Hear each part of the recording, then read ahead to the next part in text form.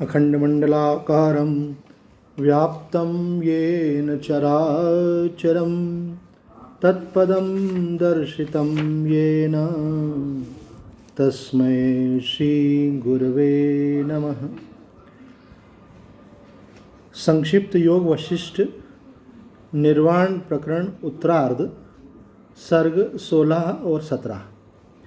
आज का विषय है शुद्ध चित्त में थोड़े से ही उपदेश से महान प्रभाव पड़ता है। यह बताने के लिए कहे गए भूषुंड वर्णित विद्याधर के प्रसंग का उपसंहार। जीवन मुक्त या विदेह मुक्त के अहंकार का नाश हो जाने से उसे संसार की प्राप्ति न होने का कथन। भूषुंड जी कहते हैं, मुने, मैं इस प्रकार उपदेश दे ही रहा था कि उस विद्याधर राज का सारा दृश्य विषयक संकल्प शांत हो गया, उसकी समाधि लग गई। मैंने बारंबार उसे इधर उधर से हिला डुलाकर जगाया, परंतु परम निर्वाण पद को प्राप्त हुआ विद्याधर फिर सामने के दृश्य विषयों की ओर उन्मुख नहीं हुआ। श्री वशिष्ठ जी ने कहा, रघुनंदन, भूषुंड जी का बताया हुआ विद्याधर का इतिहास मुझे स्मरण हो आया, इसलिए मैंने तुमसे कहा था कि शुद्ध चित्त में उपदेश उसी तरह प्रभाव डालता है जैसे पानी में तेल की बूंद। अहम भावना ही दुख नामक संसार के वृक्ष का मुख्य बीज है। उस अहम भावना के समान ही यह मेरा है, ऐसी बुद्धि भी उक्त वृक्ष का आदिकरण है, क्योंकि वह राग आदि रूपणी शाखाओं के विस्तार का कारण है। पहले बीज रूपणी अहम भावना होती है, फिर वृक्ष रूपणी मम भावना होती है, तत्पश्चात शाखा रूपणी इच्छा अर्थात राग की प्रवृत्ति होती है।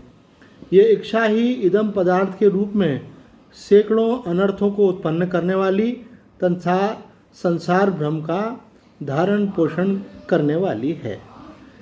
यह ग्रंथकार वशिष्ठ जी हमें बतला रहे हैं कि जिसका अंतःकरण शुद्ध है उसको थोड़े से उपदेश से ही लाभ मिल जाता है, उस पर प्रभाव पड़ता है उसका। जैसा कि इस प्रसंग में हमने देखा कि विद्याधर को उपदेश हो ही रहा था और वो समाधिस्थ हो गए। अब बात आती है कि ये अंतःकरण कैसे शुद्ध हो।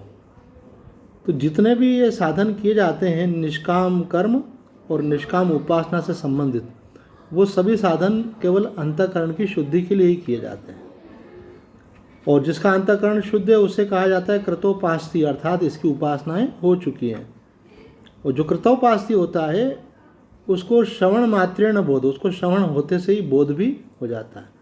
लेकिन सामान्यतः ऐसे उत्तम अधिकारी नहीं होते हैं, मध्यम और कनिष्ठ अधिकारी होते हैं, तो उनको दीर्घकाल तक श्रवण करना पड़ता है, अथवा दीर्घकाल तक निष्काम कर्म और निष्काम उपासना करने से जब अंतःकरण शुद्ध होता है तो सुना हुआ वेदांत जो है वो उनके अनुभव में आ पाता है। तो यहाँ बतला रहे हैं कि उनका अंतःकरण शुद्ध था। साधक के साथ एक भूल होती है कि एक तरफ तो वो अपने अंतःकरण को शुद्ध करने के लिए निष्काम कर्म निष्काम उपासना कर रहा है, ज्ञान का श्रवण मनन निधिध्यासन कर रहा है, और दूसरी ओर उसके पूर्व वासनाओं के कारण उसकी कुछ प्रवृत्तियाँ ऐसी होती हैं जो उसके अंतःकरण को अशुद्ध करती हैं। उनका वो परित्याग नहीं करके साइड से कभी तो वो भजन करता है और कभी कुसंग करता है। तो जब तक इस प्रकार से चलता रहेगा तो काम बनने वाला नहीं है। जब अंदर से ही प्रबल जिज्ञासा जागृत हो जाती है कि मुझे आत्म तत्व का, भगवत तत्व का साक्षात्कार करना है, तो उस जिज्ञासा के कारण फिर हमको वैराग्य होता है संसार के विषयों से, वासनाओं से, और मन वहाँ से हटता है, कुसंग से हटता है, विषयासक्ति से हटता है, और ऐसा जो व्यक्ति अधिकारी होकर के फिर वस्तु का लाभ करता है। आगे कहते हैं, रघुनंदन, मेरु पर्वत के शिखर पर पक्षीराज मुक्तात्मा मुनि काकभूषुंडी जी मुझसे पूर्वोक्त विद्याधर की कथा सुनकर चुप हो गए। श्री राम तत्पश्चात में उन मुनि से उस सिद्ध विद्याधर से भी विदा लेकर मुनिमंडल से मंडित अपने आश्रम पर आ गया।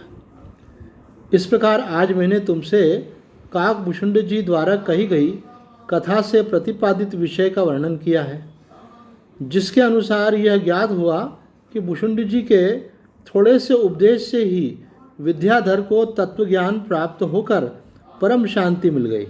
रघुनंदन पक्षीराज भुषुंड के साथ जब मेरा समागम हुआ था, तब से आज तक 11 महायुग व्यतीत हो चुके हैं।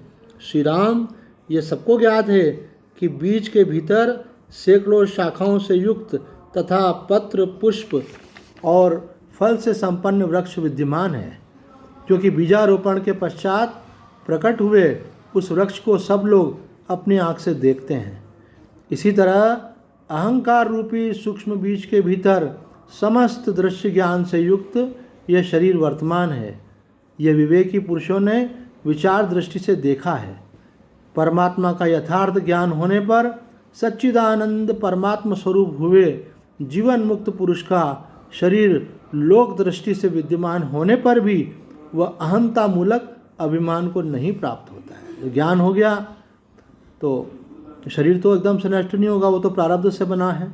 जब तक प्रारब्ध है शरीर रहेगा, तो शरीर उनका दिखता है, व्यवहार सब होते हैं, लेकिन वहाँ कोई अहंता नहीं होती। जब अहंता ही नहीं है तो ममता और विषय अनुराग तो हो ही नहीं सकता है।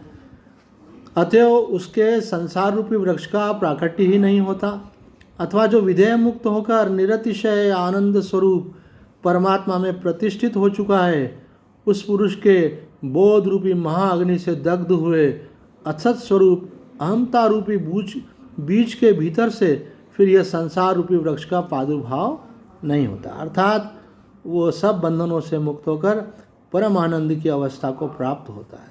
और सबका मूल है अहंभाव, अज्ञान, अविद्या, देहात्म बुद्धि। उसका परित्याग विवेक पूर्वक करना चाहिए।